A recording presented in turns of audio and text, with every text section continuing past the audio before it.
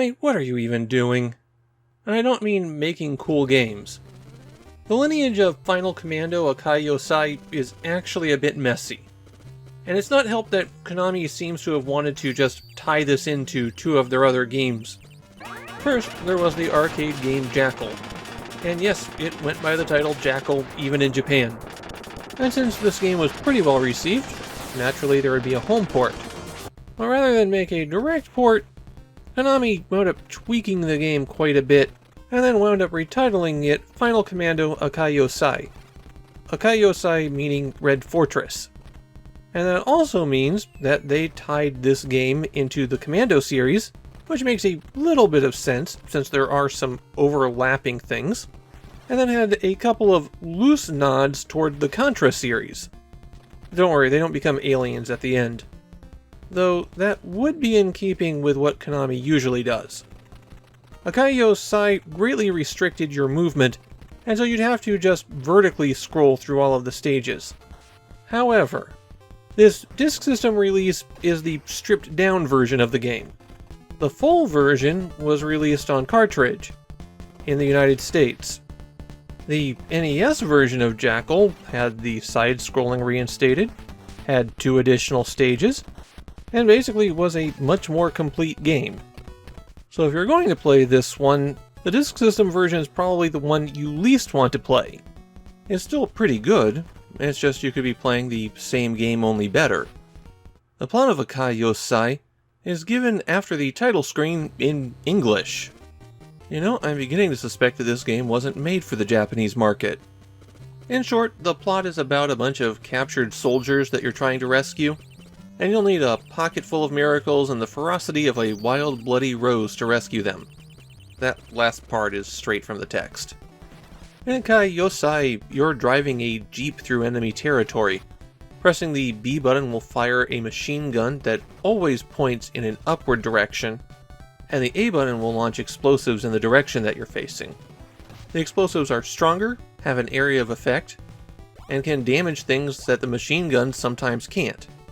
So they wind up being your primary method of attacking. Progress through the stage is always by going up, but this isn't ratchet scrolling. You can turn around and go back. In fact, there's plenty of times where it's really helpful to go forward, clear out some enemies, and then double back. And that's because prisoners are held in the buildings, and when you blow them open, they pop out. You have to pull your jeep alongside them to pick them up. If it's one of the buildings that says help, it'll have multiple people inside it. But if it's just one of the small buildings with a door, then one person will come out and they'll be flashing. Rescuing the flashing person upgrades your explosive weapon. It starts out as a grenade, which is actually kind of helpful because it passes over things. And getting it upgraded will turn it into a missile.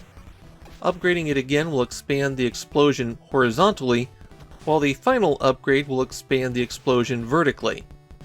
The explosions not only defeat enemy forces, but they can also take out incoming missiles, which makes them pretty valuable.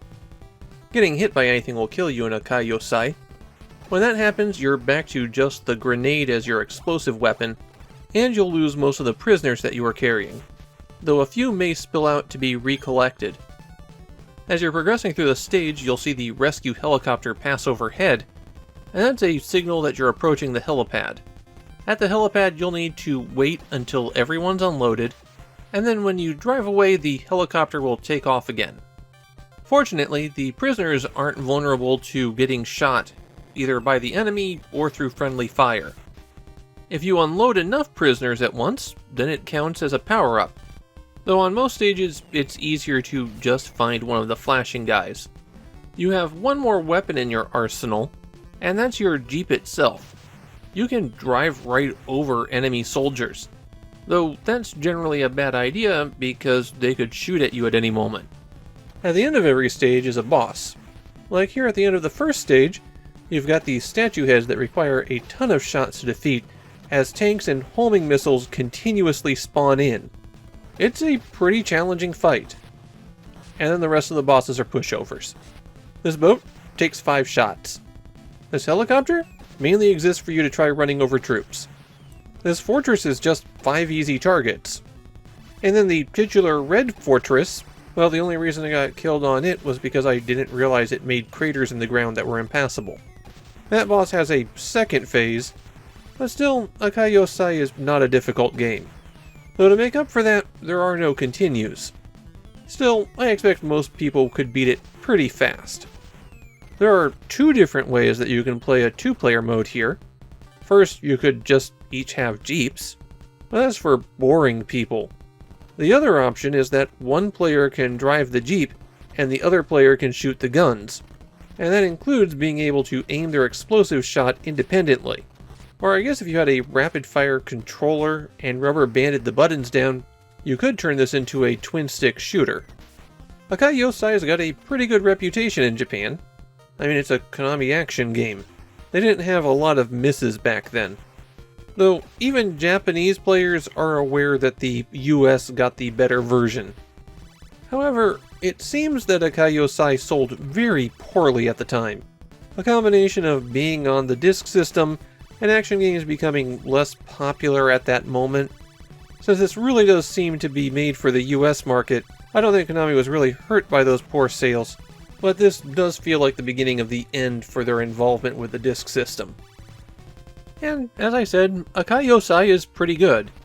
It is firmly B-tier Konami, but B-tier Konami's absolute peak for nearly anybody else. It is a little bit easy, and you'll definitely want to play the US version rather than this one, but it's a pretty enjoyable time. It's definitely one of the highlights of the Disk System's library.